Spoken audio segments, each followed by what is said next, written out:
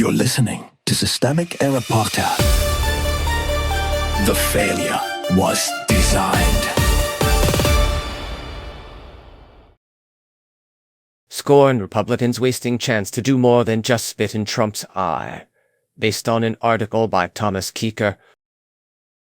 Trump breaks his party, and a few Republicans call it resistance, the source of power. A handful of Republicans who lost favor with Donald Trump are being recast as a rebellious YOLO caucus, as if late career irritation were the same thing as political courage. The actual power structure is simpler. Trump controls the party's fear, its nomination threats, and much of its discipline. These senators are not operating from strength. They are operating from the wreckage he left behind. A narrow leverage window. The source article is right about one thing: thin Senate margins create openings. Sens, Thom Tillis, Bill Cassidy, and John Cornyn do have more leverage than usual because Republicans cannot afford many defections. But that leverage is not a heroic discovery. It is a procedural accident created by Republican overreach and Trump's obsession with loyalty tests. That matters because leverage only counts if it is used for something real. So far,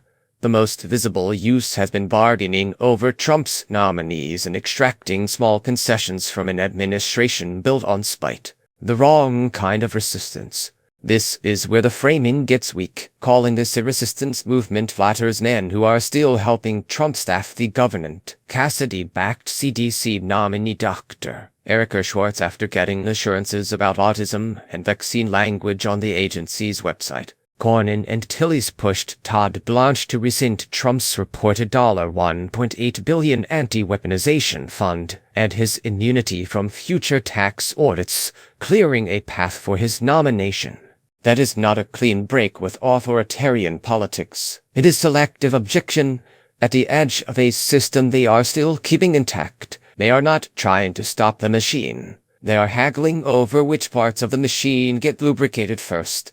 Misdirection as method. The article's casual moral framing also blurs responsibility. It treats Trump's revenge tour as a political complication, rather than what it is: deliberate enforcement of loyalty through punishment. The senators are described as having grievances, as if the problem were hurt feelings rather than a party structure that rewards submission and destroys dissent. And when the discussion turns to what these lawmakers could do next, the bar is set absurdly low. Increased FEMA funding, a few statewide favors, a few tactical votes. That is how institutional cowardice gets repackaged as statesmanship. The issue is not whether these Republicans can win a few concessions for their states. The issue is that they still behave as if service to the public can be separated from continued service to Trump. What they could do, and won't. The source notes that they could use their remaining months to force meaningful priorities. That is true. They could demand real policy commitments instead of cosmetic concessions.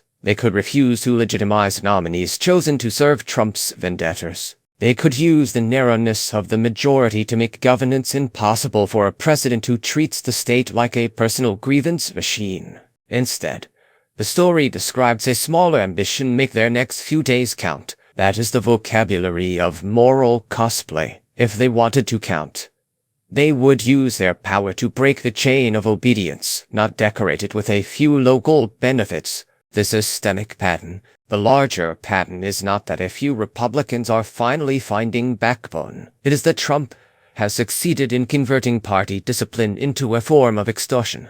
And then the press keeps confusing discomfort with resistance. A political system that allows one man to turn congressional loyalty into a survival test is already degraded. A Senate minority of Trump-scarred Republicans does not fix that. At best, it exposes it. The real lesson is uglier when a party is organized around personal rule. Internal dissent becomes transactional, not principled. The damage is not softened because a few senators occasionally force a concession. It is deepened every time they help preserve the same authoritarian bargain while congratulating themselves for making it a little more expensive. You've been listening to Systemic Error. Thanks to Alternet for today's article. With the automated voice of John, thanks for listening.